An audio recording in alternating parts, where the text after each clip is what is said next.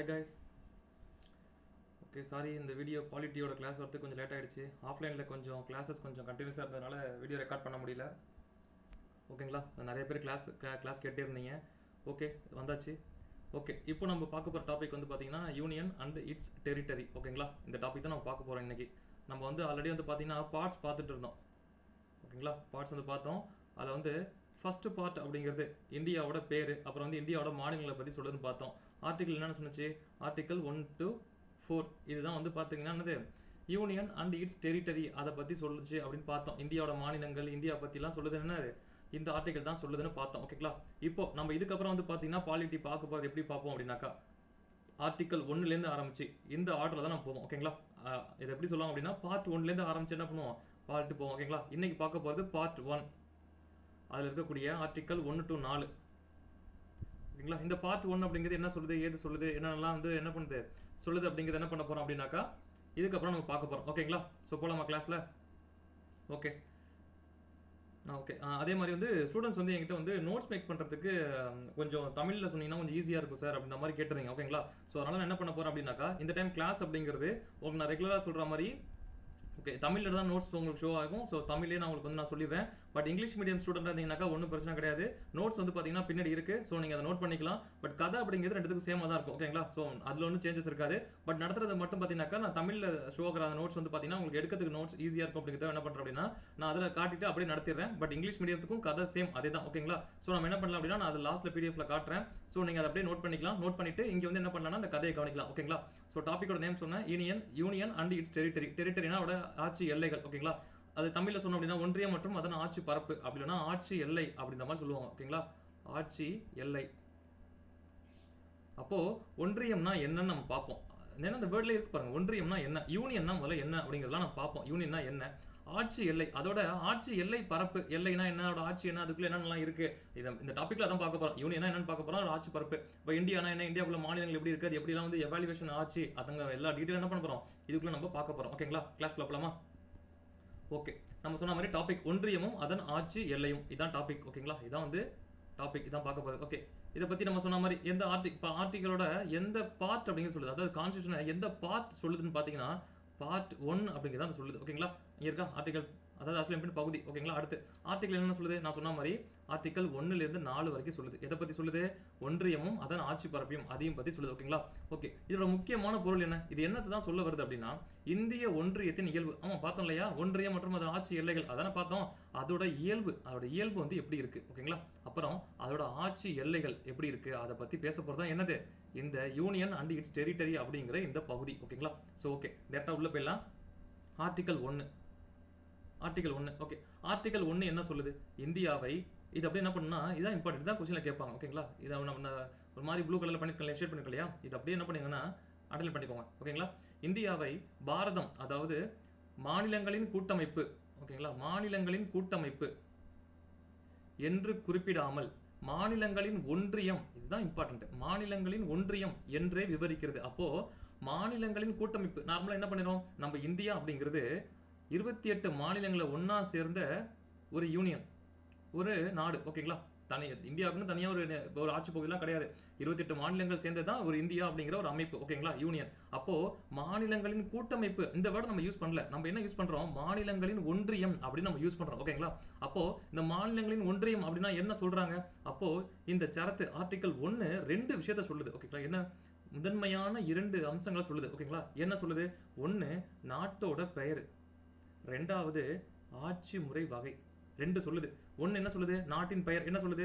இப்போ அதே மாதிரி நாட்டின் பெயரை சூஸ் பண்றப்போ வந்து பார்த்தீங்கன்னாக்கா கான்ஸ்டியூஷன் அசம்பிளி தான் வந்து என்ன பண்ணியிருப்பாங்க, இந்தியாவுக்கான அரசியலமைப்பு எழுதியிருப்பாங்க.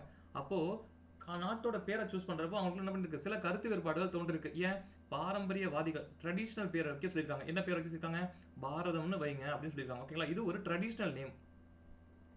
ஓகேங்களா, ட்ரெடிஷ்னல் நேம், அதாவது பாரம்பரிய பெயர். ஓகேங்களா, இந்தியாவை ஆண்ட பரத மன்னரோட ஞாபகமா பாரதம்னு வைங்க அப்படின்னு சொல்லியிருக்காங்க. ஓகே, மாடர்னிஸ்ட் நவீனவாதிகள் என்ன சொல்றாங்க, இந்தியான்னு வைங்க, அதாவது மாடர்ன் நேமா வைங்க.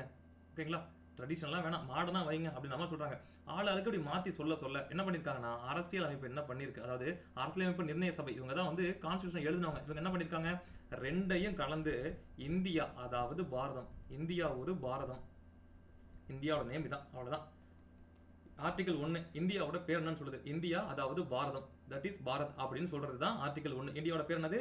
இந்தியா அதாவது பாரதம். இதான் வந்து நம்ம கான்ஸ்டியூஷன் சொல்லியிருக்கக்கூடிய இந்தியாவோட பேர். ஓகேங்களா? இதான் இம்பார்ட்டன்ட். அடுத்து ஆட்சி முறை என்ன சொல்லுது? நம்ம வந்து யூனியனா அப்படி இல்லைனா ஃபெடரேஷனா? அந்த கூட்டமைப்புனா ஃபெடரேஷன். ஓகேங்களா? நம்ம மேலேயே பார்த்தோம் அந்த ஃபெடரேஷன் வந்து நம்ம வந்து யூஸ் பண்ணல. ஆனா அதுக்கு மேல என்ன பண்ணிருக்கோம்? யூனியன் அப்படிங்கறத நம்ம வந்து சொல்லியிருக்கோம். அப்போ ஏன் யூனியன் நம்ம யூஸ் பண்ணியிருக்கோம்? ஓகேங்களா? அப்போ அரசியலமைப்பின் கட்டமைப்பு கூட்டாட்சி தன்மை கொண்டதாக இருப்பினும், கூட்டாட்சி தன்மைனா என்னது? கூட்டாட்சி தன்மை அப்படின்னா என்னன்னா சென்ட்ரல் கவர்மெண்ட்டும் ஸ்டேட் கவர்மெண்ட்டும் ஒன்னா ஆட்சி பண்றது. ஓகேங்களா? மத்திய அளவுல மத்திய அரசும் மாநிலங்கள்ல அந்த மாநில அரசும் ஆட்சி பண்றது தான் கூட்டாட்சி. ஓகேங்களா? அப்போ இதை ஏன் நான் சூஸ் பண்ணேன்? அந்த யூனியன் அப்படிங்கிற ஒன்றியம் ஏன் சூஸ் பண்ணனா, அம்பேத்கர் 2 காரணம் சொல்றாரு. எதுக்காக? நான் கூட்டமைப்பு, அதாவது மாநிலங்களின் கூட்டமைப்பு, அதை தாண்டி யூனியன் அந்த ஒன்றியம் அப்படிங்கிறத நான் ஏன் சூஸ் பண்ணேன் அப்படிங்கிறதுக்கு 2 காரணம் சொல்றாரு. ஒன்னு, ஒப்பந்தம் ஏதும் இல்லை. 2வது, பிரிந்து செல்வதற்கான உரிமை. ஓகேங்களா? அப்போ ஒப்பந்தம் ஏதுமில்லை என்ன அர்த்தம்? அதாவது நார்மலா ஒரு இப்போ இந்தியா இருக்கு, இந்தியாக்குள்ள இருக்கிற 28 மாநிலங்களும் எந்த விதமான அக்ரிமெண்ட்டும் இல்லாம, அக்ரிமெண்ட் போடாம இந்தியா கூட சேர்ந்துருக்கு. அதான் அதோட அர்த்தம். ஓகேங்களா? என்ன சொல்றாங்க பாருங்க, இந்திய கூட்டமைப்பு என்பது அமெரிக்க கூட்டமைப்பு. அப்போ அமெரிக்காவில் வந்து அக்ரிமெண்ட் மூலியமா தான் வந்து சேர்ந்திருக்காங்க. ஓகேங்களா? அங்க நிறைய இடத்துல நம்ம அந்த அமெரிக்காவோட ரெஃபரன்ஸ் பார்ப்போம். அப்போ அமெரிக்கா இதுதான் அப்படின்னாக்கா அதுக்குள்ள இருக்கிற மாகாணங்கள்லாம் அதாவது ஒரு அக்ரிமெண்ட் மூலியமா சேர்ந்து என்ன பண்ணிருக்காங்க, ஒரு நாடா அவங்க வந்து உருவாகியிருக்காங்க. ஓகேங்களா? இந்தியாவில் அப்படி எந்த விதமான அக்ரிமெண்ட்டும் கிடையாது. ஓகேங்களா? ஸோ அதான் வந்து ஃபர்ஸ்ட் பாயிண்ட். ஸோ அதனால தான் யூனியன் சூஸ் பண்ணிருக்கேன். 2வது என்னது? பிரிந்து செல்வதற்கான உரிமை. அப்போ இந்தியாவில் நீங்க இந்தியாவில் தான் இருக்கீங்க, இந்தியாவோட மாநிலமா இருக்கீங்கன்னா உங்களால எந்த காலத்திலையும் இந்தியாவோட இதுல இருந்து பிரிஞ்சு போக முடியாது. ஓகேங்களா? எப்பொழுதுமே என்ன பண்ண பிரிஞ்சு போக முடியாது.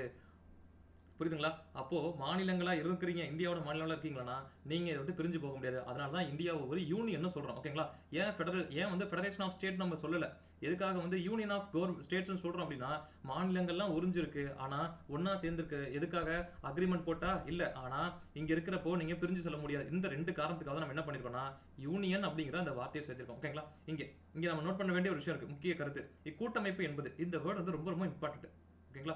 இது ரொம்ப இம்பார்ட்டன்ட். நம்ம இது நல்லா புரிஞ்சுக்கணும். என்ன அப்படின்னா, பிரிக்கப்படக்கூடிய அல்லது மாற்றி அமைக்கக்கூடிய மாநிலங்கள் ரொம்ப ரொம்ப இம்பார்ட்டன்ட். அப்ப என்ன சொல்றாங்கன்னா, இந்தியா அப்படிங்கிற யூனியனை மாற்ற முடியாது, பட் ஆனால் இந்தியாவுக்குள்ள இருக்கிற மாநிலங்கள் என்ன பண்ண முடியும்? பிரிக்க முடியும். அதாவது ஒரு மாநிலத்தை 2ஆ பிரிச்சு இது ஒரு மாநிலமாவோ இது ஒரு மாநிலமோ உருவாக்க முடியும். இல்ல, ஒரு 2 மாநிலங்கள் இருக்கு, அதை ஒன்னா சேர்த்து ஒரே மாநிலம் என்ன பண்ண முடியும்? மாற்ற முடியும். அப்போ மாநிலங்களை மாற்ற முடியும், ஆனா யூனியனை அதாவது அழிக்கவே முடியாத யூனியன் சொல்றாங்க. புரியுதுங்களா? அப்போ இந்திய யூனியனை எந்த காலத்திலையும் மாற்ற முடியாது. பட் இந்தியாவுக்குள்ள இருக்கிற மாநிலங்களை உள்ளுக்குள்ளேயே பிரிச்சு 2 பெரிய மாநிலங்களை பிரிச்சு ஒரு மாநிலமாவோ அப்படி இல்லைன்னா 2 சின்ன மாநிலங்கள் ஒன்னா சேர்த்து ஒரு பெரிய மாநிலம் என்ன பண்ண முடியும்? மாற்ற முடியும். அதான் சொல்றாங்க, பிரிக்கப்படக்கூடிய அல்லது மாற்றியமைக்கக்கூடிய மாநிலங்களை கொண்ட ஆனால் அழிக்கவே முடியாத ஒரு ஒன்றியம் அப்படின்னு சொல்றது இந்த தான். ஓகேங்களா? ஆர்டிகல் 1 சொல்லுது. ஓகேங்களா? அதே மாதிரி ஆர்டிகல் 1 இந்தியாவுக்குள்ள இருக்கிற இடங்களை வந்து பாத்தீங்கன்னா, அதாவது பிரதேசங்கள் சொல்றாங்க. அதாவது பிரதேசம் அப்படின்னா இந்தியாவுக்குள்ள இருக்கக்கூடிய இடங்கள். ஓகேங்களா? இந்தியாவில் இருக்கக்கூடிய இடங்களை ஆர்டிகல் 1 படி பாத்தீங்கன்னா 3 வகைப்படுத்துறாங்க. ஓகேங்களா? அப்போ பிரதேசம் அப்படின்னா இந்தியாவுக்குள்ள இருக்கிற இந்தியாவோட நிலப்பரப்பு. ஓகேங்களா? இந்தியாவோட நிலப்பரப்புல இருக்கிற இடங்களை 3 வகையா பிரிக்கிறாங்க. என்ன சொல்றாங்க? மாநிலங்கள். ஃபர்ஸ்ட் ஒன்று மாநிலங்கள். ஓகேங்களா? ஃபர்ஸ்ட் ஒன்று மாநிலங்கள்.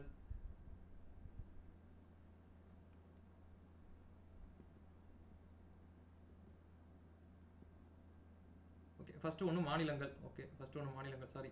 அடுத்து 2வது ஒன்றிய பிரதேசங்கள். 3வது கையகப்படுத்தப்பட்ட பிரதேசங்கள். அப்ப என்ன சொல்றாங்க? இந்தியாவுக்குள்ள இருக்கிற மாநிலங்கள் அது 1. 2வது இந்தியாவுக்குள்ள இருக்கிற யூனியன் டெரிட்டரிஸ் ஒன்றிய பிரதேசங்கள் 1. 3வது இன் ஃபியூச்சர்ல ஏதாவது இந்திய அரசாங்கத்தால கைப்பற்றக்கூடிய அல்லது வேற ஒரு நாட்டுக்குலேருந்து வாங்கக்கூடிய ஒரு இடத்த என்ன சொல்றாங்க? அதையும் சொல்றாங்க. ஓகேங்களா? அப்ப இந்தியாவுக்குள்ள மாநிலங்கள் அப்படின்னா இப்போக்கு 28 இருக்கு. இன்னைக்கு டேட்டுக்கு 28 இருக்கு. ஒன்றிய பிரதேசங்கள் எத்தனை இருக்கு? ஒரு 8 இருக்கு. இது இல்லாம நான் சொன்ன மாதிரி இந்திய அரசாங்கத்தால எப்ப வேணாலும் நம்ம நாட்டு கூட என்னது சேர்த்துக்கொள்ளக்கூடிய இடங்களையும் என்ன பண்றாங்க? சேர்த்து சொல்றாங்க. அப்போ இந்திய பிரதேசம் இந்தியாவுக்குள்ள இருக்க இடங்களை 3 வகையா சொல்றாங்க. ஓகேங்களா? அப்போ இந்திய ஒன்றியம்னா என்ன? நம்ம பார்த்தோம் யூனியன் அப்படிங்கிறது பார்த்தோம். இதுக்கு மட்டும் தான் பார்த்தோம் இல்லைங்களா போன பேஜ்ல? யூனியன். இங்க சொல்றோம் பிரதேசம் அப்படின்னா என்ன? ஓகேங்களா? டெரிட்டரி. இந்தியாவோட டெரிட்டரி அப்படின்னா என்ன? இந்த டெரிட்டரி இங்க பார்த்தோம் இல்லையா? இதான் டெரிட்டரி. போன பேஜ்ல பார்த்தது யூனியன் அப்படிங்கிறது பார்த்தோம். ஓகேங்களா? ரெண்டுத்துக்கு என்ன சிறப்பம்சம்? யூனியன்னா ஒன்றும் பெருசெல்லாம் சொல்லல, நம்மளாம் ஒன்னா சேர்ந்து தான் யூனியன், அவ்வளவுதான். வேற ஒண்ணுமே கிடையாது. ஓகேங்களா? டெரிட்டரி என்ன? நான் சொன்ன மாதிரி பாருங்க, மொத்தம் 3 விதமான டெரிட்டரி இருக்கு. என்னது? மாநிலங்கள் இருக்கு, ஒன்றிய பிரதேசங்கள் இருக்கு, இன் ஃபியூச்சர்ல சேர்க்கக்கூடிய அந்த இடங்கள்லாம் இருக்கு. அப்போ பிரதேசம் அப்படிங்கிறது கொஞ்சம் டீட்டெயிலா சொல்லியிருக்காங்க. இந்தியாவோட பிரதேசங்கள்லாம் என்னென்ன இருக்கு, எப்படி இருக்குன்னு சொல்லியிருக்காங்க. ஓகேங்களா? அதே மாதிரி இன்கேஸ் யூனியன் அப்படிங்கிறது சிம்பிள். என்னது? மாநிலங்கள் மட்டும் ஒன்று, அதாவது இந்தியா அப்படிங்கிறது மாநிலங்கள்லாம் ஒன்னா சேர்ந்தது, அவ்வளவுதான். சிம்பிளா சொல்லிட்டு இருக்காங்க. ஓகேங்களா? போன பேஜ்ல பார்த்தோம் யூனியன் அப்படிங்கிறது சொல்லியிருந்தாங்க. இங்க பாருங்க பிரதேசத்துல பாருங்க என்ன சொல்லியிருக்காங்க, மாநிலங்கள் சொல்லியிருக்காங்க, ஒன்றிய பிரதேசங்கள் சொல்லியிருக்காங்க, அதுக்கப்புறம் கையகப்படுத்தக்கூடிய பிரதேசங்களை சொல்லியிருக்காங்க. ஓகேங்களா, கொஞ்சம் டீட்டெயிலாகவே சொல்லியிருக்காங்க. அடுத்து ஆளுமை, அது கவர்னன்ஸ். ஓகேங்களா, கவர்னன்ஸ் என்ன சொல்லியிருக்காங்க, மாநிலங்கள் மற்றும் மத்திய அரசுடன் அதிகார பகிர்வை வழங்கிட்டன. ஓகே, அவ்வளவுதான் சிம்பிளா. Central government and state government இது ரெண்டு பத்தி மட்டும் தான் பேசிருக்காங்க, வேற எதுவும் பத்தி பேசல. ஓகேங்களா, பட் இங்க வரப்போ யூனியன் பிரதேசங்கள் நான் சொன்ன மாதிரி இந்த ரெண்டாவதையும் மூணாவதையும், ஓகேங்களா, ஒன்றிய பிரதேசம் மற்றும் கையகப்படுத்தப்பட்ட பிரதேசங்கள் இது ரெண்டுமே டைரக்டா சென்ட்ரல் கவர்மெண்டால அட்மினிஸ்ட்ரேஷன் பண்ணப்படுது அப்படின்னு சொல்றாங்க. ஓகேங்களா, இதுதான் ரெண்டுமே. அதாவது இந்திய யூனியன்னா என்ன, இந்தியன் டெரிட்டரினா என்ன, இந்தியாவோட ஆட்சி பகுதிகள்னா பிரதேசங்கள்னா என்ன அப்படிங்கிறதுக்கான ஒரு எக்ஸாம்பிள் கொடுத்துருக்காங்க. இப்போ இந்த லாஸ்ட் மூணாவது பாயிண்ட் பாருங்க, கையகப்படுத்தப்பட்ட பிரதேசங்கள் அப்படின்னு சொல்றாங்க. அது எப்படி, அதுக்கான எக்ஸ்பிளனேஷன் தான் இங்க இருக்கு பாருங்க.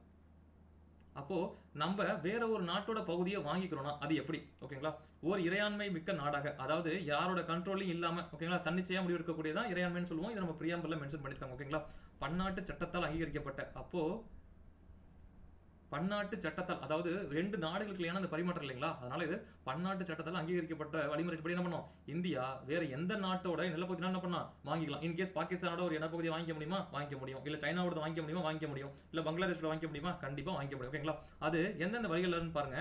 ஃபர்ஸ்ட் ஒன்று ஒப்படைக்கிறது. இது வந்து ஒரு அமைதியான முறையில், எப்படி ஒப்பந்தம் அப்படிலாம் விலை கொடுத்து நம்மளே காசு கொடுத்து வாங்கிக்கிறது, இல்லைனா அவங்க நமக்கு அன்பளிப்பா அளிக்கக்கூடியது. ஓகேங்களா, அடுத்து பொது வாக்கெடுப்பு. பொது வாக்கெடுப்பு அங்க இருக்கிற மக்கள்கிட்ட கேட்கிறோம், இந்த ஓகே ரைட், நீங்க வந்து நாங்க வந்து இது வந்து என்ன பண்ண போறோம், இந்தியாட்ட கொடுக்கலான்னு இருக்கோம், நான் இது உங்களுக்கு ஓகேவா அப்படின்னு சொல்லிட்டு மக்கள்கிட்ட பொது வாக்கெடுப்பு மூலமா கொஞ்சம் அமைதியான முறை ஞாபகம் வச்சுக்கோங்களேன், அவங்களே ஒப்படைக்கிறது. ஓகேங்களா, ரெண்டாவது ஒன்று ஆக்கிரமிப்பு. என்ன சொல்றாங்க, அங்கீகரிக்கப்பட்ட ஆட்சியாளர் எவராலும் ஆக்கிரமிக்கப்படாத பகுதி, அது வந்து ஒரு யாருமே இல்லாத, சரியான ஒரு நிர்வாகம் இல்லாத, அப்படின்னா சரியான ஒரு தலைமை இல்லாத ஒரு இடமா இருக்கு. ஸோ அதை என்ன பண்ணலாம், அதை நம்ம ஆக்கிரமிச்சு என்ன பண்ணலாம், அவங்களுக்கு ஒரு நல்ல வாழ்க்கையும் நல்ல விதமான நிர்வாகத்தை என்ன பண்ண முடியும், ஒரு நாடால கொடுக்க முடியும். அண்ட் லாஸ்ட் ஒன்று பார்த்தீங்கன்னா வெற்றி கொள்ளுதல் மற்றும் அடிமைப்படுதல். இது வந்து நம்ம நாட்டில் இல்லை, பட் என்ன பண்றாங்க அப்படின்னா சில நாடுகள்லாம் இருக்காங்க, அதாவது ஒரு நாட்டு மேல போர் தொடுத்து அந்த நாட்டை தனக்கு அடிமையாப்படுத்துகிறது. அது மாதிரியான விஷயங்கள் என்னது, ஒரு நாடு இன்னொரு நாட்டை வகைப்படுத்துது. ஓகேங்களா, ஸோ அதையும் இங்கே சொல்றாங்க. ஓகேங்களா, புரிஞ்சுதுங்களா, பிரதேசங்கள் வகைப்பாடு, அதாவது நாட்டுக்குள்ள இருக்கிற இடங்கள் என்ன பண்றாங்க, மூணு விதமா சொல்றாங்க, அதையும் ஆர்டிகல் 1 கீழே சொல்றாங்க. ஓகேங்களா, அடுத்து ஆர்டிகல் 2. ஓகே, ஆர்டிகல் 2 என்ன பண்ணுது, புதிய மாநிலங்களை சேர்த்தல். இந்த வேர்டு ரொம்ப இம்பார்ட்டன்ட். புதிய மாநிலங்களை சேர்த்தல் மற்றும் அல்லது உருவாக்குதல். அதாவது புதிய மாநிலங்களை சேர்த்தல் ஒரு வேர்டு, ரெண்டாவது உருவாக்குதல். அப்போ இங்க பாருங்க, இந்திய ஒன்றியத்தின் பகுதியாக இன்னும் இணையாத நிலப்பரப்புகள், அதாவது ரொம்ப இம்பார்ட்டன்ட், அதாவது இந்தியாவோட பகுதியா இன்னும் இணையாத என்ன பண்றாங்க இடங்களை சேர்த்துக்கிறது தொடர்பா யாருக்கு அதிகாரம் கொடுக்குறாங்க, இதுதான் இம்பார்ட்டன்ட். அது பார்லிமெண்ட்டுக்கு அந்த அதிகாரத்தை கொடுக்குறாங்க. ஓகேங்களா, வேற யார்ட்டையுமே கிடையாது, பார்லிமெண்ட்டுக்கு தான் அந்த அதிகாரம் அப்படிங்கிறது இருக்கு. ஓகேங்களா, அதுதான் இந்த ஆர்டிகல் கொடுக்குது. ஓகே, அதுக்கு ரெண்டு விஷயத்த சொல்றாங்க, அதாவது ரெண்டு குறிப்பிட்ட வழிகள் சொல்றாங்க. ஒன்னு அட்மிஷன் அப்படின்னு சொல்றாங்க, அட்மிஷன் அப்படிங்கிற ஒன்னு.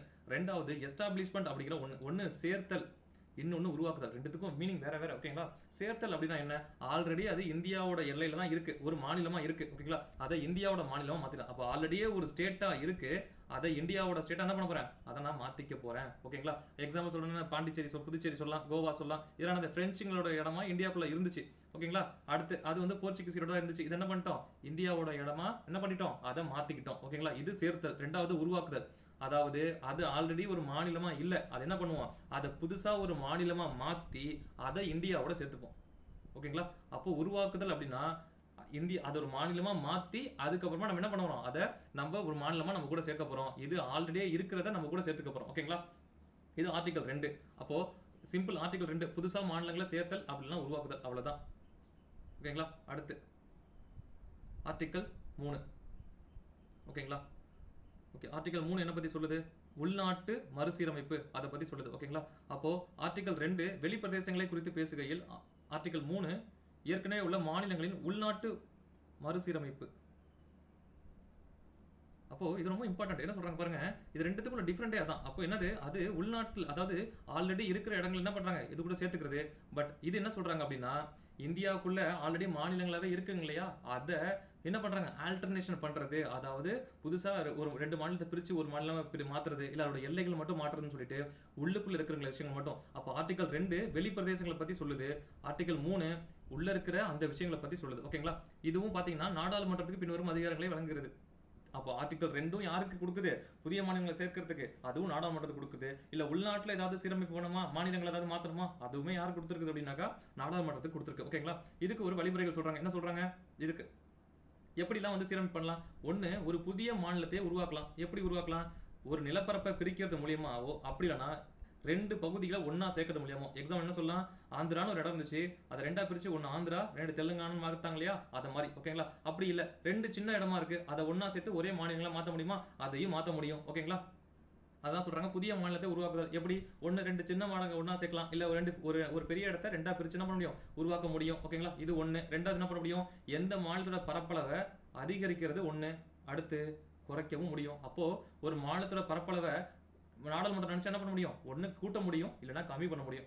எப்படி சொல்லலாம்னா, தமிழ்நாட்டோட ஒரு பகுதி, அதாவது திருத்தணி இருக்கு இல்லையா, அதை ஆந்திரா கொடுக்க முடியும், இல்லைனாக்கா ஆந்திராட்ட இருக்க திருப்பதி வாங்கி என்ன பண்ண முடியும், தமிழ்நாட்டை கொடுக்க முடியும். ஓகேங்களா. அடுத்து எந்த ஒரு மாநிலத்தின் எல்லைகளையோ, அடுத்து எல்லைகளை, அப்படி இல்லைன்னா பெயர்கள், அதாவது இப்போ நான் சொன்ன மாதிரி தமிழ்நாட்டோட எல்லை இங்கே தான் இருக்கு அப்படின்னா அந்த எல்லையை மாற்ற முடியும். அப்படி இல்லையா தமிழ்நாட்டோட பேர் என்ன பண்ண முடியும், அதையும் மாற்ற முடியும். இப்போ லாஸ்ட்டாக கேரளாவும் மாற்றினாங்க இல்லையா, அதை மாதிரி என்ன பண்ண முடியும், ஒரு மாநிலத்தோட பெயரையும் மாற்றத்துக்கு யாருக்கு உரிமை கொடுக்குறாங்க, இந்த 3 விஷயத்துலையுமே உரிமை அப்படிங்கிறது நாடாளுமன்றத்துக்கு தான் டேரக்டாக இருக்கு. ஓகேங்களா. அப்போ 2 3 இது சம்பந்தமாக முடிவெடுக்கக்கூடியது யார் அப்படின்னா மொத்தமாக நாடாளுமன்றம் தான். ஓகேங்களா. இப்போ அடுத்த பாயிண்ட் போலாமா. ஓகே. அடுத்து ஆர்டிகல் 3. ஆர்டிகல் 3க்கான நடைமுறைகள், நிபந்தனைகள். அப்போ 2 என்னென்ன, ஓகே 2 பார்த்தோம், புதுசா இடங்களை சேர்த்துக்கிறது, அதில் எந்த பிரச்சனையும் இல்லை. பட் 3 ஆல்ரெடி நமக்குள்ள மாநிலங்களா இருக்கு. ஓகேங்களா. இப்போ அவங்களுக்கு ஏதாவது நம்ம சேஞ்சஸ் பண்ணணும்னா அதுக்கான என்ன ப்ரொசீஜர், அப்போ அதுக்கு 2 ப்ரொசீஜர் சொல்றாங்க. ஒன்னு முன் அனுமதி அப்படின்னு ஒன்று வாங்கணும், ரெண்டாவது சம்பந்தப்பட்ட மாநிலத்தோட கருத்து அப்படிங்கிறது முக்கியம். ஓகேங்களா. அப்போ முன் அனுமதி யார்கிட்ட வாங்கணும், இப்போ அதுக்கான மசோதா ஒன்று தாக்கல் பண்றோம் அப்படின்னா, இப்போ இன்கேஸ் தமிழ்நாட்டோட பேரை மாற்ற போறோம், இல்ல தமிழ்நாட்டிலேருந்து ஒரு பகுதியை வந்து கேரளாட்ட கொடுக்க போறோம், இல்லைனா ஆந்திராட்ட கொடுக்க போறோம் அப்படின்னா அதுக்கான ஒரு மசோதாவை குடியரசுத் தலைவர்கிட்ட கண்டிப்பா என்ன பண்ணிருக்கணும், முன் அனுமதி அப்படின்னு கண்டிப்பா வாங்கிருக்கணும். ஓகேங்களா. முன் அனுமதி வாங்கினதுக்கு அப்புறம் தான் நாடாளுமன்றத்தில் என்ன பண்ண முடியும், அதை அறிமுகப்படுத்த முடியும். இதுதான் முதல் நிபந்தனை. ரெண்டாவது நிபந்தனை என்னது, அப்படி அவர்கிட்ட தாக்கல் பண்ணியாச்சு, நாடாளுமன்றத்தில் அறிமுகப்படுத்தியாச்சு, அதுக்கப்புறமா குடியரசுத் தலைவர் என்ன பண்ணலாம், அந்த மசோதாவை சம்பந்தப்பட்ட சட்டமன்றத்துக்கு, அது தமிழ்நாடு சம்பந்தப்பட்டதா இருந்தால் தமிழ்நாடு சட்டமன்றத்துக்கும், பாண்டிச்சேரி சம்பந்தப்பட்டதா பாண்டிச்சேரி வராது, கேரளா சம்பந்தப்பட்டதுனா கேரளாக்கு என்ன பண்ணிக்கலாங்க, அவங்க அந்த சட்டமன்றத்துக்கு என்ன பண்ணுவாங்க, அனுப்பிச்சு வச்சு ஒரு குறிப்பிட்ட காலத்திற்குள், இது இங்கே முக்கியம், ஒரு குறிப்பிட்ட காலத்துக்குள்ள அதுக்கான பதிலை கேட்பாங்க. அந்த குறிப்பிட்ட காலத்துக்குள்ள ஆமா இந்த பேரை நாங்க தான் மாத்த சொல்லணும்னு அவங்க சொன்னாங்கன்னா எந்த பிரச்சனையும் கிடையாது, அது அப்ரூவ் ஆயிடும். இல்ல இதுக்கும் எங்களுக்கு சம்பந்தம் கிடையாது, பட் அந்த என்ன சொல்றாங்க, நாடாளுமன்றம் எங்க அனுமதி இல்லாம இதை பண்ணுது அப்படின்னு சொல்லிட்டு சொல்றதுக்கும் அவங்களுக்கு உரிமை இருக்கு. ஓகேங்களா. அப்போ அவங்க கருத்தை என்ன பண்ணலாம், அவங்க அந்த பர்டிகுலர் டயத்துக்குள்ள அவங்க தெரிவிக்க முடியும். அப்போ அது ரெண்டு நிபந்தனைகள் அப்படிங்கிறது இருக்கு. ஓகேங்களா. இங்க இந்த விஷயத்தையும் நம்ம பார்க்கணும். அப்படி அந்த 2 விஷயம் வந்து மாநிலங்களுக்கு சாதகமா இருக்கு. அப்ப என்ன சொல்றாங்க, குடியரசுத் தலைவர்கிட்ட சொல்லணும், அதே மாதிரி சம்பந்தப்பட்ட மாநில சட்டமன்றத்துக்கு அனுப்பணும்னு சொல்றாங்க. இங்க அப்படி அந்த சட்டமன்றத்தை அவங்க கேட்கிறப்போ அந்த சட்டமன்றம் அப்படிங்கிறது அது ஓகே சொன்னாலும் சரி, இல்ல அப்ரூவ்னு சொன்னாலும் சரி, என்ன சொல்றாங்க, அந்த கருத்து குடியரசுத் தலைவரையோ அப்படிலாம் நாடாளுமன்றத்தையோ கட்டுப்படுத்தாது. அப்ப அவங்க ஓகேன்னு சொன்னாலும் இல்ல நாட் ஓகேன்னு சொன்னாலும் அவங்க என்ன முடிவு எடுக்கிறாங்களோ அதுதான் இங்கே. ஓகேங்களா. இன்டெரக்டா அந்த பவர் மொத்தமா பார்லிமெண்ட் தான் இருக்கு. ஓகேங்களா. அடுத்து மாநிலத்தின் கருத்துக்கள் உரிய காலத்துக்குள் பெறப்பட்டிருந்தாலும் கூட அவற்றை அவர்கள் ஏற்க கூட, இங்க பாருங்க குறிப்பிட்ட காலம்னு சொல்லியிருக்காங்க. அப்போ ஒரு பர்டிகுலர் பீரியட் சொல்லியிருக்காங்க. அப்போ அந்த பர்டிகுலர் பீரியடுக்குள்ளேயே நீங்க சொல்லியிருந்தாலும், அப்போ இங்க நீங்க அந்த பர்டிகுலர் பீரியடுக்குள்ள நீங்க சொல்லலைன்னா அதை அவாய்ட் பண்றதுக்கான காரணம் இருக்கு. இல்ல நீங்க சரியான காலத்துல சரியான முறையில் நீங்க அதை தெரியப்படுத்திட்டா கூட அந்த கருத்தை அங்க ஏத்துக்கிறதுக்கோ அப்படின்னா நிராகரிக்கிறதுக்கோ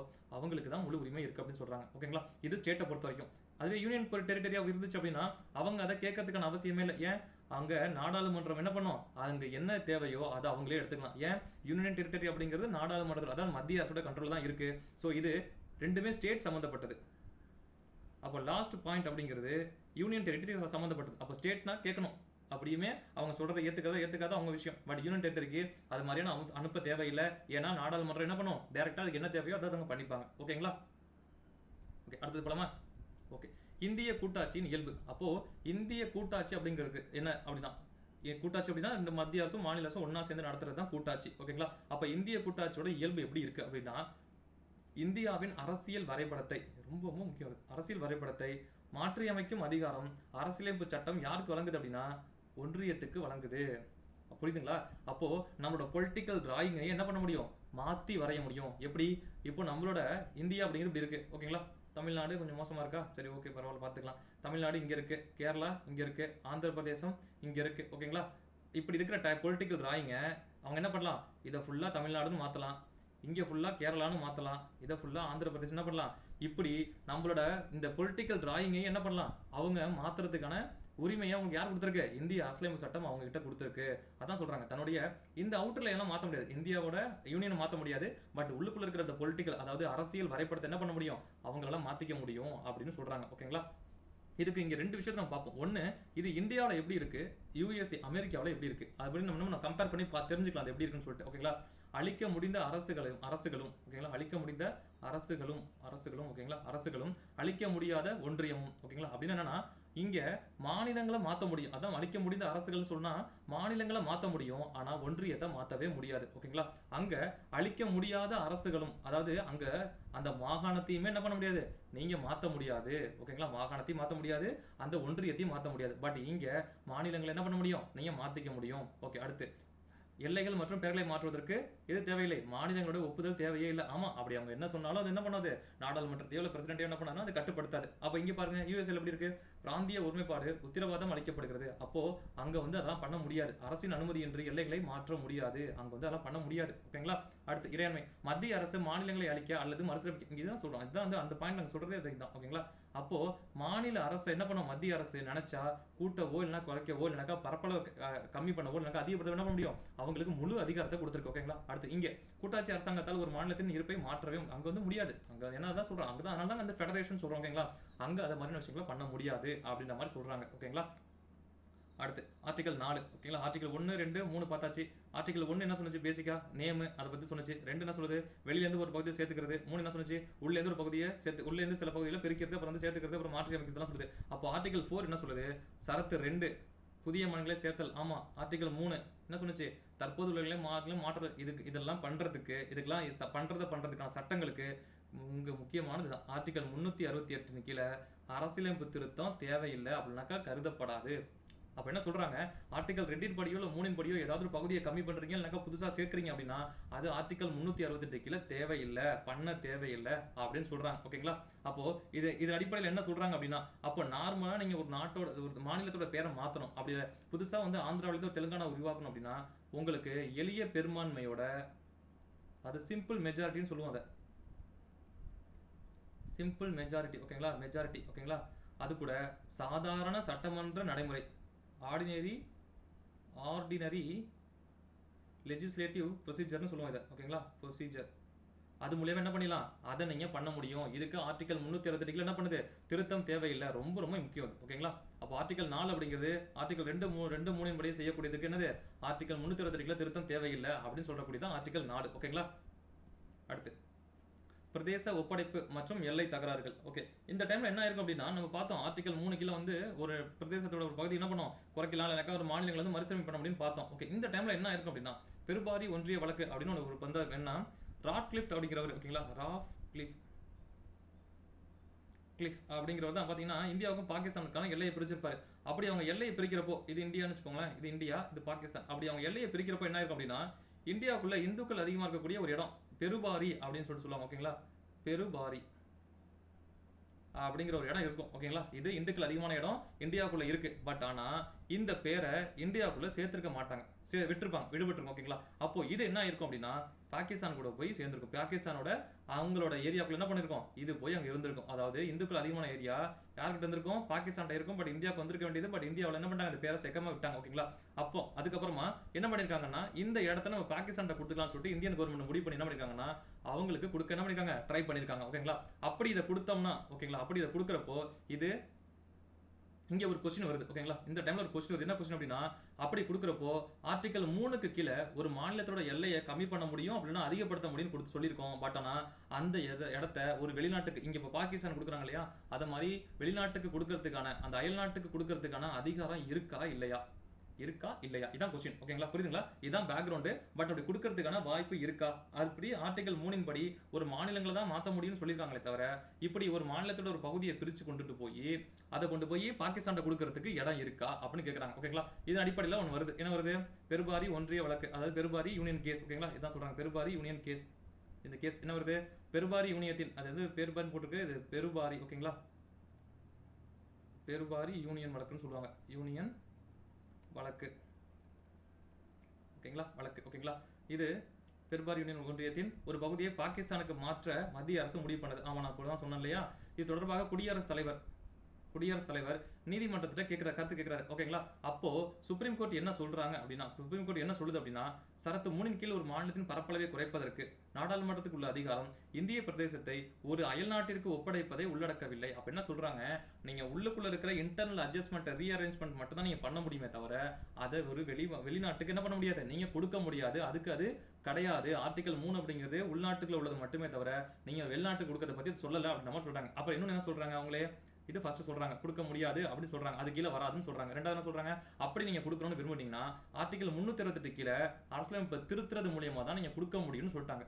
ரெண்டு விஷயம் புரியுதுங்களா? பண்ண முடியுமான்னு கேக்குறாங்க, பண்ண முடியாது, அதுல வராதுன்னு சொல்லிட்டாங்க. ரெண்டாவது, அப்படி நீங்க பண்ணணும்னு ஆசைப்பட்டீங்கன்னா ஆர்டிகல் 368 படி அரசியலமைப்பு திருத்தி என்ன பண்ணுங்க, நீங்க கொடுங்க அப்படின்ற மாதிரி சொல்லிட்டாங்க. ஓகேங்களா? அடுத்து இதன் அடிப்படையில் என்ன பண்றாங்க, பெருபாரியை கொடுக்கணும் முடிவு பண்ணிட்டாங்க. ஸோ இதன் அடிப்படையில் 9வது சட்ட திருத்தம் 1960 படி என்ன பண்றாங்கன்னா, இந்த பெருபாரி அப்படிங்கிற இடத்த பாகிஸ்தானுக்கு கொடுக்குறாங்க. ஓகேங்களா? ஒரு அரசியலமைப்பு படி என்ன பண்ணும், கொடுக்கணும்னு முடிவு பண்ணி அதை கொடுக்கறது அங்கதான். ஓகேங்களா? ஆனா அதே மாதிரி என்ன பண்ணிருக்கோம் அப்படின்னா, இதோட எக்ஸ்டென்ஷனா ஒரு கேஸ் பார்க்கலாம். 1969 என்ன பண்ணிருப்பாங்க அப்படின்னா, எல்லைகள் இந்த பார்த்தீங்களா, எல்லை தகராறுகள் இந்த இது. ஓகேங்களா? இன்கேஸ் எல்லை தகராறுகள் அப்படியே இருக்கு, ஒரு இடத்த கொடுக்கணும் அப்படின்னா அமெண்ட்மெண்ட் வேணும்னு சொல்லியாச்சு. பட் 1969 என்ன சொல்லியிருக்காங்க அப்படின்னா, அப்படி நீங்க இன்கேஸ் கொடுக்குறீங்க அப்படின்னா எல்லைகளை தகராறுகளை தீர்க்கணும் அப்படின்னா அதுக்கு திருத்தம் தேவையில்லை அப்படின்ற மாதிரி சொல்லியிருக்காங்க. ஓகேங்களா? அதுக்கு அந்த திருத்தம் தேவையில்லை, அதாவது எல்லை தகராறுகளுக்கு அந்த திருத்தம் தேவையில்லை அப்படின்னு சொல்லியிருப்பாங்க. எப்போ 1969. ஓகேங்களா? இது ஜஸ்ட் தெரிஞ்சு மட்டும் வச்சுக்கோங்க. ஓகேங்களா? அடுத்து 1990 என்ன சொல்லியிருப்பாங்க அப்படின்னா, ஓகேங்களா, அந்த டைம்ல ஷா அப்படிங்கிறவர், இவர்தான் வந்து ஜட்ஜா இருப்பாரு. ஷா அப்படிங்கிற என்ன பண்ணிருப்பாரு அப்படின்னா, பெருபாரி யூனியன் கேஸ் அதை சொல்லி என்ன பண்ணிருப்பாருன்னா, ஆர்டிகல் 328 கீழே கண்டிப்பா திருத்தினா மட்டும்தான் நம்ம நாட்டோட பகுதியை வெளிநாட்டு கொடுக்க முடியும்னு திரும்பவும் சொல்லியிருப்பாங்க. இப்போ 1990. ஓகேங்களா? இது வந்து அதோட எக்ஸ்டென்ஷன், இது அதுக்கப்புறம் அதோட எக்ஸ்டென்ஷன். ஓகேங்களா? மொத்தம் 3 கேஸ். பட் இந்த கேஸ் தான் அப்படி இம்பார்ட்டன்ட். பட் இது ரெண்டும் தெரிஞ்சு வச்சுக்கோங்க, வருஷம் தெரிஞ்சு வச்சுக்கோங்க. ஓகேங்களா? போலாமா? அடுத்தது போலாமா? அடுத்த பேஜ். ஓகே, அடுத்து வங்கதேசத்துடன் நிலப்பரப்பு பரிமாற்றம். ஓகேங்களா? இதே மாதிரி இப்போ ரீசனானது, அதாவது 100வது அரசியலமைப்பு சட்ட திருத்தம் 2015. ஓகேங்களா? இது என்ன இருக்கும் அப்படின்னாக்கா, பங்களாதேஷ்க்கும் நமக்கு வந்து பாத்தீங்கன்னாக்கா அந்த இண்டிபெண்டன்ஸ் முன்னாடி என்ன இருக்கும் அப்படின்னாக்கா, அதாவது நம்ம நாட்டு ராஜாக்கள் என்ன பண்ணுவாங்க, சூதாரத்து மூலியமா சில பகுதிகளை, பங்களாதேஷ்ல இருக்கிற பகுதிகளை சூதாரத்து மூலமா இங்க இருக்கிற சில பகுதிகள் அங்கே என்ன பண்ணிப்பாங்க, அவங்க அந்த ராஜா கிட்ட சூதாரத்து மூலியமா தோத்துருப்பாங்க. ஓகேங்களா? இப்படி மாறின இடங்கள் வந்து பார்த்தீங்கன்னாக்கா இவங்களுக்கு அவங்களுக்கான அப்படியே முடிவு பண்ணாம இருந்திருக்கும். ஓகேங்களா? இதை ஓகே ரைட், நம்ம ஆட்களோட இடங்கள் அங்க இருக்கு, அவங்க ஆட்களோட இடம் இங்க இருக்குது, இது வந்து சரியான முறையில் எப்படி பண்ணணும், பிரிச்சுக்கணும்னு சொல்லிட்டு என்ன பண்றாங்கன்னா, இவங்க ரெண்டு பேரும், யார் ரெண்டு பேரும், இந்தியாவும் பங்களாதேஷ் என்ன பண்றாங்க, ஒரு நில எல்லை ஒப்பந்தம், ஓகேங்களா, அந்த அக்ரிமெண்ட் அப்படிங்கிறத போட்டு என்ன பண்றாங்க, சரியான முறையில அவங்க இடத்த என்ன பண்றாங்க, அவங்க பிரிச்சுக்கிறாங்க. ஓகேங்களா? இந்த அக்ரிமெண்டின் படி இந்தியாவுக்குள்ள இருந்து என்ன பண்றாங்க, 111 இடங்களை பங்களாதேஷ்க்கும், அவங்க கிட்ட இருந்து பங்களாதேஷ்ல இருந்து ஒரு 50 பகுதிகளை இந்தியாவுக்கு என்ன பண்றாங்க, ரெண்டு பேரும் ஒரு அக்ரிமெண்ட் மூலமா மாத்திக்கிறாங்க. எந்த சட்ட திருத்தம், 100வது அரசியலமைப்பு சட்ட திருத்தம் 2015. இது சம்பந்தப்பட்டது இந்தியா மற்றும் வங்கதேசத்துக்கு இடையிலான நில எல்லை ஒப்பந்தம், அது சம்பந்தமா. ஓகேங்களா?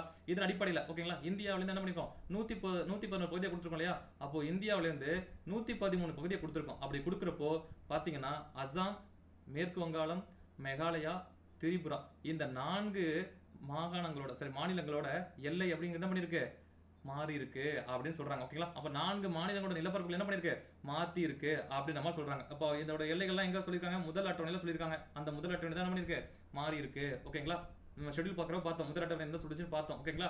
ஸோ அங்கே தான் இது மாத்தி இருக்கு அப்படின்னு சொல்றாங்க. இது கேட்கறதுக்கு வாய்ப்பு இருக்கு. அதாவது வங்கதேசோட நிலப்பரப்பை பரிமாற்றம் செய்த போது எல்லை பரப்புகள் மாற்றமடைந்த மாநிலங்கள் எது? ஓகேங்களா? அப்போ சம்பந்தப்பட்டது அசாம், வெஸ்ட் பெங்கால், மேகாலயா அண்ட் திரிபுரா. ஓகேங்களா? போகலாம், அடுத்த பேஜ் போலாமா?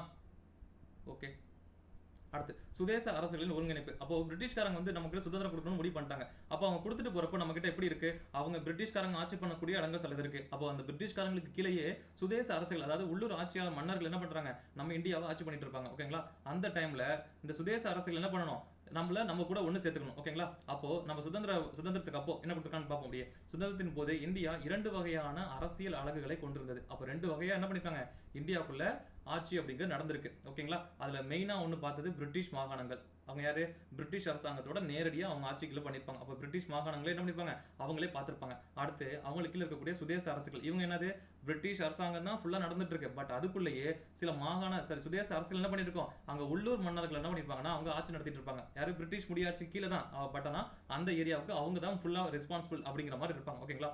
இப்போ இந்திய சுதந்திர சட்டம் 1947, இண்டிபெண்டன்ட் ஆக்ட் 1947 வருது. ஓகேங்களா? அப்போ இந்தியாவுக்கு சுதந்திரம் கொடுக்குறேன்னு பிரிட்டிஷ்காரங்க சொல்லிட்டாங்க. அப்போ கொடுக்குறப்போ இந்த பிரிட்டிஷ் மாகாணங்கள் டைரக்டா யார்ட்ட வந்துரும், இந்தியா கிட்ட வந்துரும். எந்த பிரச்சனையுமே கிடையாது. ஓகேங்களா? பிரிட்டிஷ் ஆட்சி பண்றக்கூடிய இடங்கள் என்ன பண்ணிடும், இந்தியாவுக்கு வந்துரும். பட் ஆனா இந்த சுதேச அரசுகள் அப்படிங்கிறது என்னவா ஆகும் அப்படின்னா, இந்த இந்திய சுதந்திர சட்டம் உங்களுக்கு ஒரு 3 விதமான விருப்பத்தை தருது. ஓகேங்களா? 3 விதமான விருப்பத்தை தருது. என்ன விருப்பம் தருது? நீங்க ஒண்ணு இந்தியா கூட ஜாயின் பண்ணிருங்க, இல்லையா பாகிஸ்தான் கூட ஜாயின் பண்ணிக்கோங்க. இல்ல நான் இப்போ இருக்கிற மாதிரி என்ன பண்றேன், சுதந்திரமாவே இருக்கேன் அப்படின்னா அப்படி வேணாலும் இருந்துக்கோங்க அப்படின்ற மாதிரி சொல்றாங்க. ஓகேங்களா?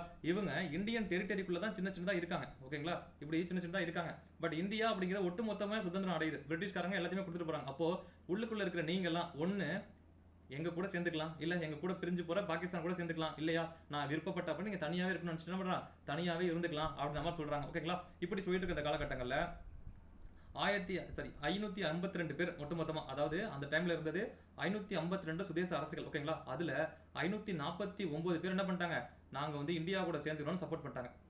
புரிஞ்சுங்களா? அப்ப 552 சுதேச அரசுகள் என்ன பண்ணிடுச்சு, அதுல 549 ஓகே பாதுகாப்பு காரணங்கள், நிர்வாக காரணங்கள், ஓகே நல்ல விதமா டெவலப் பண்ணதுக்குலாம் என்ன பண்ணிட்டாங்க, ஒத்துக்கிட்டு என்ன பண்ணிட்டாங்கன்னா இந்தியா கூட சேர்ந்துட்டாங்க. ஓகேங்களா? 543 பேர் இந்தியா கூட சேர்ந்துட்டாங்க. ஆனா ஒரு 3 பேர் மட்டும் என்ன பண்றாங்கன்னா இந்தியா கூட சேரல. என்ன பண்றாங்க, நாங்க தனியாவே இருந்துடுறோம் அப்படின்ற மாதிரி சொல்றாங்க. ஓகேங்களா?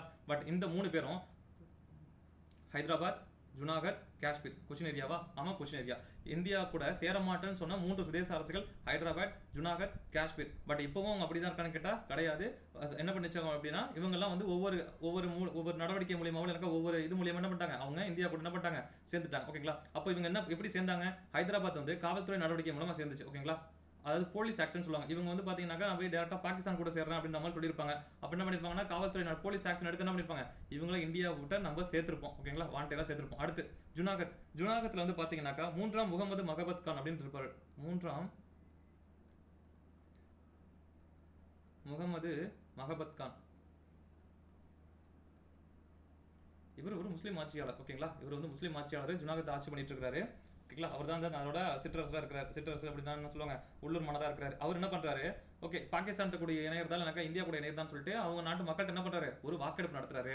அந்த வாக்கெடுப்புல 91% பேர் நம்ம இந்தியா கூட போய் இணைஞ்சலாம்னு சொன்னதுனால 1948 பிப்ரவரி 20ல என்ன பண்ணுது, இவங்க இந்தியாவில் வந்து சேர்ந்துட்டாங்க. அதே மாதிரி இவங்களும் வந்து இந்தியா கூட என்ன பண்ணிட்டாங்க, சேர்ந்துட்டாங்க. புரியுதுங்களா? ஜுனாகத் வந்து 3ஆம் முகமது பொது வாக்கெடுப்பு, அதாவது மக்கள்கிட்ட பொது வாக்கெடுப்பு என்ன பண்ணிட்டாங்க, இவங்க வந்து சேர்ந்துட்டாங்க. ஓகேங்களா? அண்ட் அடுத்து லாஸ்ட் காஷ்மீர். காஷ்மீர் என்ன பண்றாங்க, இணைப்பு ஒப்பந்தம். இந்த டயத்துல காஷ்மீரோட ஆட்சியாளர் யார் இருப்பாங்கன்னா ராஜா ஹரி சிங் அப்படிங்கிறவர் இருப்பாரு. ராஜா ஹரி சிங் அப்படிங்கிறது இருப்பார். இந்த ராஜா ஹரி சிங் அந்த டைம்ல பாகிஸ்தான் சில பிரச்சனைகள் வரப்போக என்ன பண்ணிட்டாங்கன்னா இவர் டைரக்டா நம்ம ஜவஹர்லால் நேரு என்ன பண்ணுவாரு, கேட்பாரு இதை மாதிரி வந்து எங்களுக்கு கொஞ்சம் காப்பாத்துங்க, எங்களுக்கு வந்து என்ன பண்ணுங்க, எங்களை சேவ் பண்ணுங்க அப்படின்ற மாதிரி கேட்க, அப்ப ஜவஹர்லால் நேரு, ராஜா ஹரி சிங் என்ன பண்ணுவாங்க, இங்க பாருங்க இந்த இடத்துல முஸ்லீமான மக்கள் அதிகமா இருப்பாங்க, பட் ஆட்சி செய்யறது ஹிந்து ராஜா ஆட்சி பண்ணுவாரு. ஓகேங்களா? அப்போ அவங்க என்ன பண்றாங்க, ஜவஹர்லால் கேட்கிறாரு, ஓகே என்ன பண்றாங்க, ஓகே ரைட் நாங்க வந்து என்ன பண்றோம், ஒரு அக்ரிமெண்ட் அடிப்படையில், ஒரு ஒப்பந்தத்தின் அடிப்படையில் என்ன பண்றோம், நாங்க இந்தியா கூட சேர்ந்துக்கிறோம்னு சொல்லிட்டாங்க. அவர் சேர்ந்த டேட் 1947 அக்டோபர் 26. ஓகேங்களா? அதன் அடிப்படையில் என்ன பண்ணிப்பானா ஆர்டிகல் 340 அடிப்படையில் அவங்களுக்கு ஒரு சிறப்பு என்ன பண்ணுவாங்க, சிறப்புரிமையை கொடுத்துருப்பாங்க. ஓகேங்களா?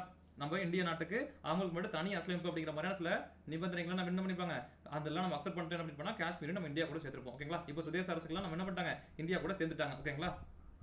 அடுத்து ஓகே இந்த டைம்ல 1950 காலகட்டங்களில் இந்தியாவோட மாநிலங்கள் என்ன பண்ணியிருப்பாங்க அப்படின்னா 4 வகையா வகைப்படுத்திருப்பாங்க. இப்போ இருக்கிற மாதிரி நம்ம சொல்றோம் இல்லையா, யூனியன் டெரிட்டரி சொல்றோம், இப்போ வந்து மாநிலங்கள் 28ன்னு சொல்றோம் இல்லையா, அப்போ 1950 என்ன பண்ணியிருக்காங்க அப்படின்னா 4-fold கிளாசிபிகேஷன் அப்படின்னு சொல்றாங்க. அப்போ இந்தியாவோட 1950 அரசியலமைப்பு சட்டம் இந்திய ஒன்றியத்தின் மாநிலங்கள் மற்றும் யூனியன் பிரதேசங்கள். அப்போ என்ன சொல்றாங்க, அப்போ இருந்த மாநிலங்கள் மற்றும் யூனியன் பிரதேசங்களை என்ன பண்றாங்க அப்படின்னா 4 பகுதிகளாக பிரிச்சிருக்காங்க. இது ரொம்ப ரொம்ப இம்பார்ட்டன்ட். எத்தனை பகுதியாக பிரிச்சிருக்காங்க, 4 பகுதியாக பிரிச்சிருக்காங்க. அப்படி மொத்தம் 29 அலகுகள் மாநிலங்கள் சொல்றோம் இல்லையா, மாநிலங்கள் இடங்கள் அதை மாதிரி என்ன பண்றாங்க 29 இடங்கள் அப்படிங்கிறது இருக்கு. எத்தனை வகையாக பிரிச்சிருக்காங்க, 4 வகையாக பிரிச்சிருக்காங்க. அது எப்படி பிரிச்சிருக்காங்க, ஒன்று பார்ட் ஏ, அடுத்து part B, part C, part D. ஓகேங்களா? பகுதி ஏ பி சி டி அப்படின்னு 4 வகையா என்ன பண்ணிருக்காங்க, பிரிச்சிருக்காங்க. பார்ட் ஏவில் யார் இருக்காங்க, அதாவது பகுதி ஏவில் முன்னாள் ஆளுநர் மாகாணங்களா இருந்த ஒரு 9 இடங்கள் அங்க இருக்கு. ஓகேங்களா? அடுத்த பார்ட் பில யார் இருக்கா, சட்டமன்றங்களை கொண்ட முன்னாள் சுதேச அரசுகளாக இருந்த 9 இடங்கள் இருக்கு. அப்போ இவங்க 2 பேர்லயும் 9 பேர், டோட்டல் எத்தனை பேர், 18 பேர் ஆச்சு. அடுத்து பிரிட்டிஷ் இந்தியாவில் முன்னாள் தலைமை ஆணையர்கள். அப்போ முன்னாள் தலைமை ஆணையர்கள் இருக்காங்க இல்லையா, அவங்களோட மாகாணங்கள் எத்தனை இருக்கு, ஒரு 10 இருக்கு. அடுத்து இப்போ பாருங்க 10 ஆயிடுச்சா, மொத்தம் 28 ஆயிடுச்சு, மொத்தம் 29 நான் சொன்னோம். அப்போ பகுதி டில இதை நம்ம ஈஸியாக ஞாபகம் வச்சுக்கலாம். இது எல்லாத்தையுமே ஞாபகம் வச்சுக்கணும். பட் பகுதி டி எப்படி ஈஸியாக ஞாபகம் வச்சுக்கலாம்னா, அங்கே இருக்கிறது ஒரே ஒரு இடம் தான், அந்தமான் நிக்கோபார் தீவுகள் மட்டும்தான். இங்க இருந்த ஒரே ஒரு பகுதி இது மட்டும் தான். இங்க பாருங்க பகுதி டி வந்து பிரிச்சு கொடுத்துருக்கேன்னா அங்க அந்தமான் மட்டும்தான் இருக்கு. இது ஈஸியா ஞாபகம் வச்சுக்கலாம். ஓகேங்களா? இன் கேஸ் எக்ஸாம்ல ஏதாவது எது தப்பா பொறுத்திருக்குன்னு கேட்டா நீங்க பகுதி டியை வச்சு நீங்க கண்டுபிடிச்சலாம். அப்படி இல்லைன்னா இப்போ ரீசெண்ட் எக்ஸாம்ல பகுதி ஏல இருக்கக்கூடிய இடங்கள், பகுதி பியில் இருக்கக்கூடிய மாநிலங்கள், பகுதி சியில் இருக்கக்கூடிய மாநிலங்கள் கேட்குறாங்க. ஓகேங்களா? அப்போ என்ன பண்ணலாம், நமக்கு நல்லா தெரிஞ்ச இடங்கள்லாம் எங்க இருக்குன்னு பார்க்கணும். ஃபர்ஸ்ட் மதராஸ் எங்க இருக்குன்னு பார்க்கணும். எங்க இருக்கு? பார்ட் ஏவில் இருக்கு. ஓகேங்களா?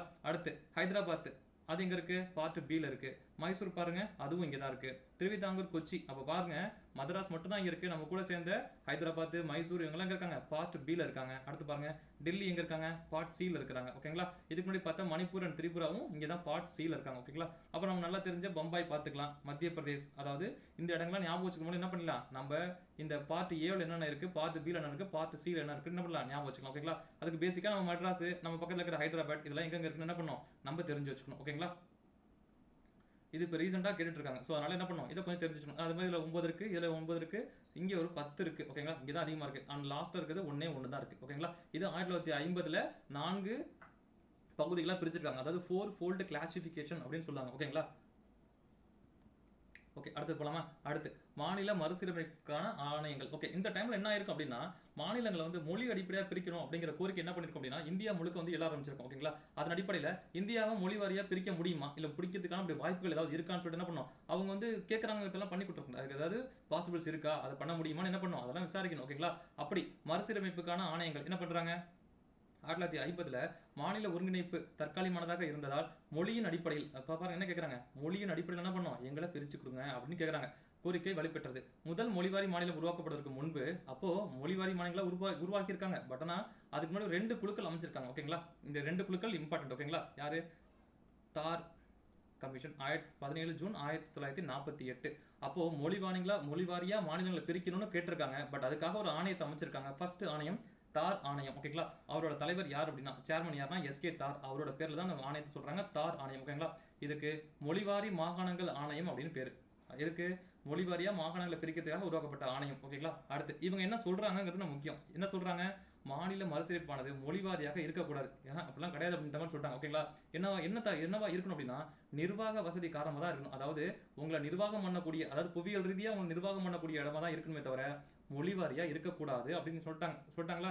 அப்ப இவங்க அதுக்கு ஒத்துக்கல. அடுத்து ரெண்டாவது ஒரு திரும்பவும் கேட்குறாங்க அவங்க எல்லாம். அப்படியே திரும்பவும் நீங்க வந்து என்ன பண்ணுங்க, திரும்ப ஒரு கமிட்டி போட்டு திரும்ப அதுக்கான வாய்ப்புகள் இருக்கான்னு பாருங்கன்னு சொல்ல, இப்போ டிசம்பர் மாதம் என்ன பண்றாங்கன்னா, திரும்ப ஒரு கமிட்டி போறாங்க. That's called JVP committee. JVP committee என்னது? ஜேனா ஜவஹர்லால் நேரு, வினா வல்லபாய் பட்டேல், பினா பட்டாபி சீதாராமையா. ஓகேங்களா? இவங்க 3 பேர். இங்க வந்து நோ சேர்மன். ஓகேங்களா? தலைவர் அப்படிங்கிறது கிடையாது, மெம்பர் மட்டும் தான். அங்க வந்து சேர்மன் பார்த்தோம், யாரு? எஸ்கே தார் அப்படிங்கிறது சேர்மன். பட் இங்க வந்து சேர்மன் அப்படிங்கிறது கிடையாது. ஓகேங்களா? அதே மாதிரி இந்த மொழிவாரி மாகாணங்களை யார் அமைச்சிருப்பாங்க அப்படின்னா, அப்ப கான்ஸ்டியூஷன் அசம்பிளியோட தலைவராக இருந்தக்கூடிய ராஜேந்திர பிரசாத், சொல்ல வந்துட்டேன். ஓகேங்களா? ராஜேந்திர பிரசாத் என்ன பண்ணிருப்பாரு, அவர் தான் வந்து இதை அமைச்சிருப்பாரு. ஓகேங்களா?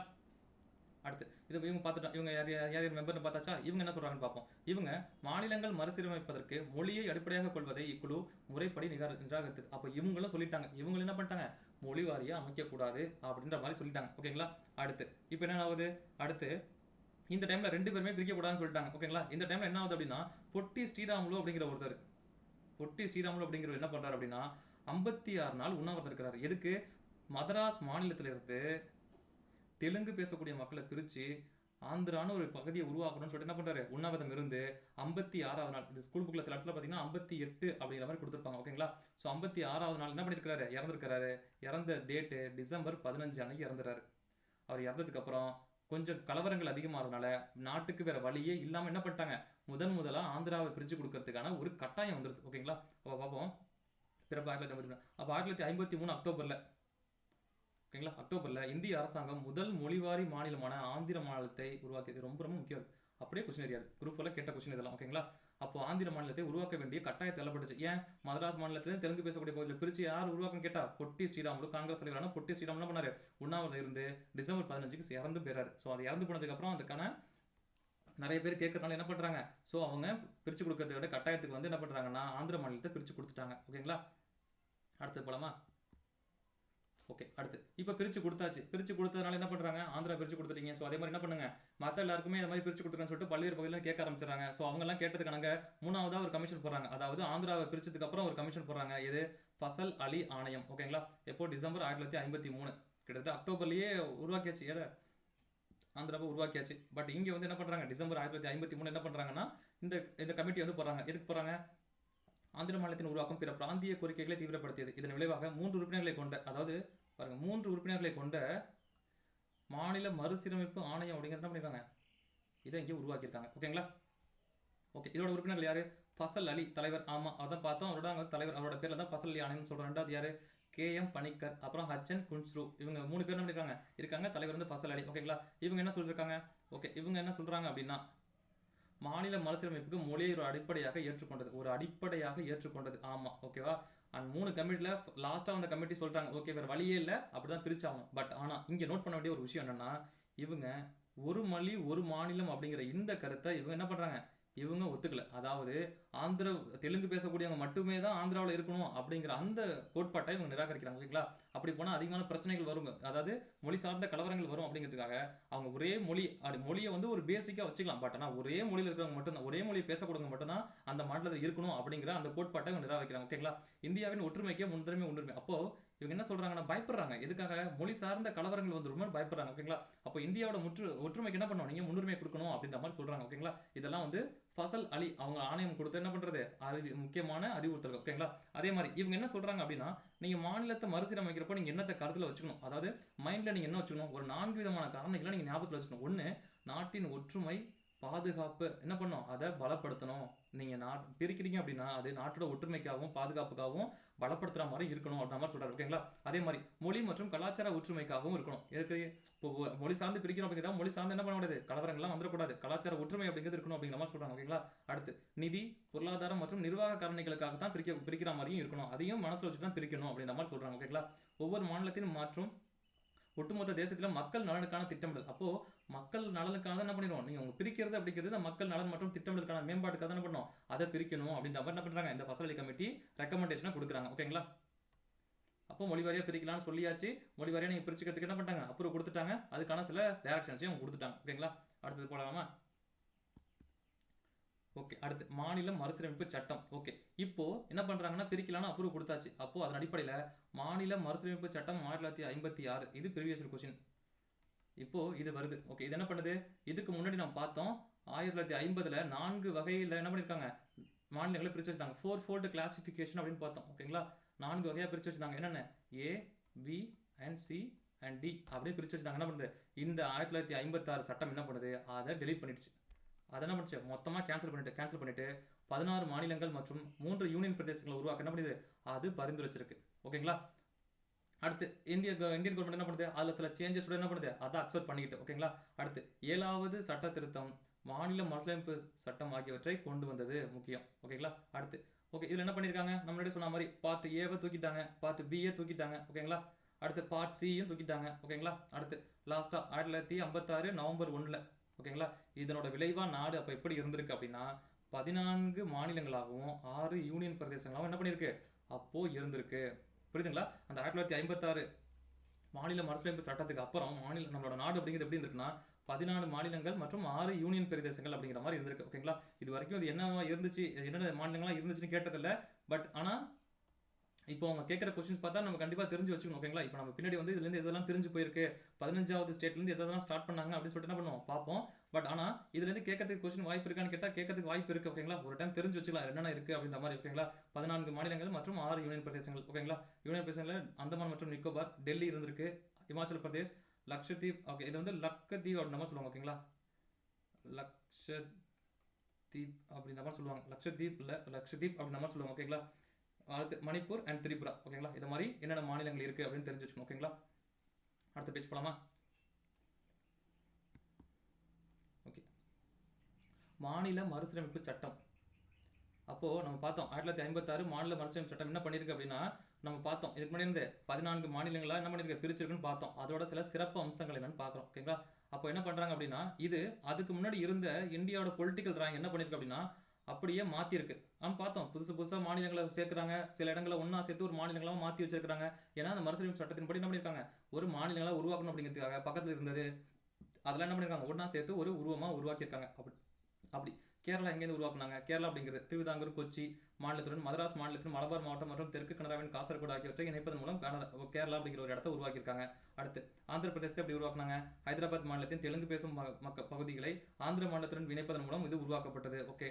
அடுத்து மத்திய பிரதேசம், ஹைதராபாத் அப்படிங்கிறது ஆல்ரெடி இருந்த ஒரு மாநிலம். ஓகேங்களா, அது கூட இங்கே நம்ம பக்கத்தில் இருக்க என்ன சொல்கிறாங்க, தெலுங்கு பேசுகிற மக்களை கொண்டு போய் சேர்த்து என்ன பண்ணிருக்காங்கன்னா ஆந்திர பிரதேசம் உருவாக்குனாங்க அப்படின்ற மாதிரி சொல்கிறாங்க. அடுத்து மத்திய பிரதேசம், மத்திய பாரதம், இந்திய பிரதேசம் மற்றும் போபால் மாநிலங்களை இணைப்பதன் மூலம் உருவாக்கப்பட்டது. எது, மத்திய பிரதேசத்தை அப்படி உருவாக்கியிருக்காங்க. அடுத்து பம்பாய் மாநிலத்தை உருவாக்கியிருக்காங்க. எப்படி, சௌராஷ்டிரா மற்றும் கட்ச் மாநிலங்கள் ரெண்டா ஒன்றா சேர்த்தது மூலியமா பம்பாய் மாநிலத்தை உருவாக்கியிருக்காங்க. அடுத்து மைசூர் மாநிலம், மைசூர் மாநிலத்தை எப்படி உருவாக்கியிருக்காங்க, கூர்க் மாநிலத்தை என்ன பண்ணிருக்காங்க, சேர்த்தது மூலியமா மைசூர் மாநிலத்தை உருவாக்கியிருக்காங்க. அடுத்து பஞ்சாப், அதே மாதிரி பட்டியாலா மற்றும் கிழக்கு பஞ்சாப் மாநிலங்கள், இது வந்து பெப்சு அப்படின்ற மாதிரி சொல்லுவாங்க. இந்த பேர் வந்து பெப்சு அப்படின்னு சொல்லுவாங்க, கிழக்கு பஞ்சாப் மாநிலங்கள். ஓகேங்களா, அதை என்ன பண்ணிருக்காங்க, சேர்த்திருக்காங்க. அடுத்து ராஜஸ்தான் மாநிலம் அஜ்மீர் மாநிலத்துடன் இணைக்கப்பட்டது ராஜஸ்தான். ஓகே. அடுத்து புதிய யூனியன் பிரதேசம் பண்ணிருக்காங்க, உருவாக்குறாங்க. லக்கத்தீவ், மினிக்காய், அம்மனி தீவுகள், இவங்கெல்லாம் என்ன பண்ணிருக்காங்கன்னா உருவாக்கியிருக்காங்க. இதெல்லாம் வந்து மெட்ராஸ்லேருந்து பிரிஞ்சது. இது முக்கியம், இதெல்லாம் பாருங்க, மதராஸ் மாகாணத்தில் என்ன பண்ணிருக்கு, இதெல்லாம் பிரிஞ்சிருக்கு. ஓகேங்களா. ஓகே, இது வரைக்கும் வந்து பார்த்தீங்கன்னா 1956 வரைக்கும். இதுக்கப்புறம் என்ன இருக்கும் அப்படின்னா, இந்த 14 மாநிலங்கள் அப்படிங்கிறது இப்போ இருக்கிற 28 மாறி இருக்கும். ஓகேங்களா, இது எப்படி வந்து சேஞ்ச் ஆச்சு அப்படிங்கிறத என்ன பண்ணலாம், பார்ட் 2 வீடியோவில் நம்ம பார்க்கலாம். ஓகேங்களா, பார்ட் 2 வீடியோ அப்படிங்கிறது என்ன இருக்கும் அப்படின்னா, அதாவது இந்த 14 மாநிலங்கள் இப்போ முடிஞ்சிருச்சு. ஓகேங்களா, இது வரைக்கும் நடந்தது 1956. இப்போ 1956க்கு அப்புறம் எந்தெந்த மாநிலங்கள்லாம் நம்ம என்ன பண்ணியிருக்கோம், புதுசாக சேர்த்துருக்கோம். ஆல்ரெடி இருந்த 14 மாநிலங்களில் எதுலேருந்துலாம் புது மாநிலங்களை உருவாக்கியிருக்கோம் அப்படிங்கிறது தான் அடுத்த டாப்பிக்கில் என்ன பண்ணிடுவோம், நம்ம பார்த்துருவோம். இப்போ பார்ட் 1 கிளாஸ் தமிழில் இருக்கிறவங்களாம் ஃபுல்லாக நோட்ஸ் எடுத்துக்கோங்க. இங்கிலீஷில் நீங்கள் நோட்ஸ் எடுக்கணும் அப்படின்னாக்கா நான் நோட்ஸ் காட்டுறேன். நீங்கள் என்ன பண்ணுங்கள், ஸ்க்ரீன் அப்படியே நீங்கள் என்ன பண்ணுங்க அப்படின்னா பவுஸ் பண்ணிட்டு நீங்கள் அப்படியே நோட்ஸ் மேக் பண்ணிக்கலாம். ஓகேங்களா, கதை அப்படிங்கிறது ரெண்டு சேம் தான். பட் நீங்கள் நோட்ஸ்க்காக மட்டும் என்ன பண்ணுறேன்னா இப்போ அந்த ஸ்லைட்ஸ்லாம் காட்டுறேன், நீங்கள் அதை நோட் பண்ணிக்கலாம். ஓகேங்களா, மற்றதெல்லாம் நம்ம அடுத்த கிளாஸில் பார்ட் 2ல் பார்க்கலாம். ஓகேவா.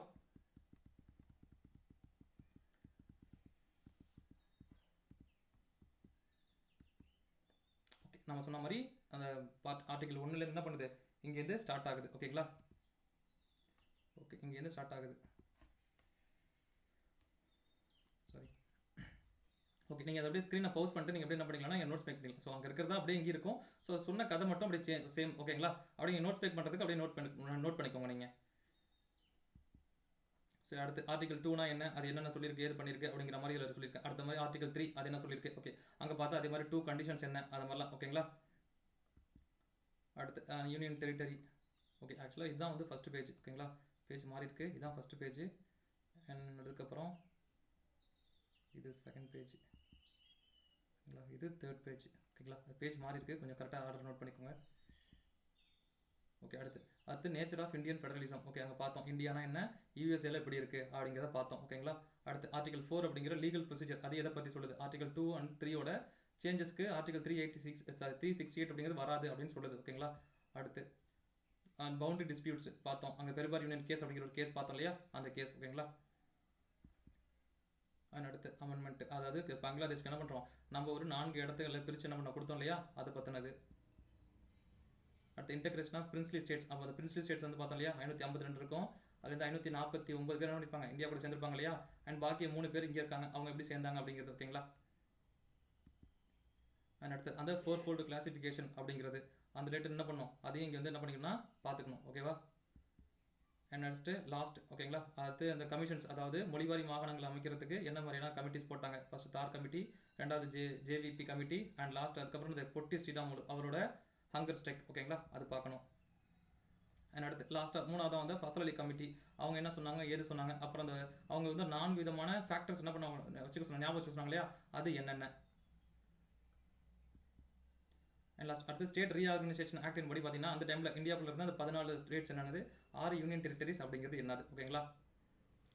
அண்ட் லாஸ்ட் அதுக்கப்புறம் வந்து 1956ல் எந்தெந்த ஸ்டேட்ஸ்லாம் எப்படி சேஞ்ச் பண்ணாங்க அப்படிங்கிறது. ஓகேங்களா, இது வரைக்கும் தான் நம்ம கிளாஸ் வந்து பார்த்துருக்கோம். ஓகேங்களா. இதுக்கப்புறம் 1956க்கு அப்புறம் என்ன நடந்துச்சு, அந்த 14 ஸ்டேட்ஸ்க்கு அப்புறம் இப்போ இருக்கிற 28 ஸ்டேட்ஸ் அப்படி இது சேஞ்ச் ஆச்சு. ஓகேங்களா, அந்த 15 ஸ்டேட்ஸ்லேருந்து 28 வரைக்கும் எப்படி நம்ம வந்து அந்த எவல்யூஷன் ஞாபகம் வச்சுக்கிறது, அதுக்கான ஷார்ட்கட் அப்படிங்கிறதுலாம் பார்ட் 2 வீடியோவா. ஓகேங்களா, பார்ட் 2 வீடியோவா வந்து உங்களுக்கு வந்துடும். ஓகேங்களா, இப்போ பார்ட் 1 பார்த்துட்டு நோட்ஸ் எடுக்கிறவங்க நோட்ஸ் எடுத்துக்கோங்க. இன்கேஸ் ஏதாவது சஜெக்ஷன் இருந்துச்சு, இல்லை கிளாஸ் மேக்கிங்கில் நோட்ஸில் ஏதாவது டவுட் இருந்துச்சு அப்படின்னா என்ன பண்ணுங்கன்னா கமெண்ட் பாக்ஸில் வந்து என்ன பண்ணுங்கன்னா கமெண்ட் பண்ணுங்க. ஓகேங்களா? நான் இதில் பண்ணுற சேஞ்சஸ் எல்லாமே என்னோட ஸ்டூடெண்ட்ஸு நேரில் பார்த்துட்டு ஏதாவது கேட்டாங்கனாக்கா அதுக்கு நம்ம அப்டேட் பண்ணிட்டு ஓகேங்களா? இன்கேஸ் நீங்கள் கிளாஸ் கவனிச்சிட்டு இருக்கீங்க, உங்களுக்கு ஏதாவது சஜெக்ஷன் இருக்குது, இல்லை ஏதாவது கிளாஸ் தேவைப்படுது, அப்படி இல்லைனா அந்த நோட்ஸில் ஏதாவது உங்களுக்கு கரெக்ஷன்ஸ் இருக்குது அப்படின்னாக்கா நோட்ஸ் நீங்கள் இதை மாதிரி சொல்லுங்கள் சார், இந்த மாதிரி எங்களுக்கு அப்படிங்கிற மாதிரி சஜெக்ஷன் இருந்துச்சு அப்படின்னா கமெண்ட் பாக்ஸில் சொல்லுங்கள். நான் அதுக்கு வந்து என்ன பண்ணிக்கிறேன்னா கிளாஸ் கொஞ்சம் வந்து நான் என்ன பண்ணிக்கிறேன் அட்ஜஸ்ட் பண்ணிக்கிறேன், மாற்றிக்கிறேன். ஓகேங்களா? ஸோ சீக்கிரமாக அடுத்து பார்ட் 2ல பார்த்துடலாம். ஓகேங்களா? Bye guys. நோட்ஸ் மேக் பண்ணிக்கோங்க. பை.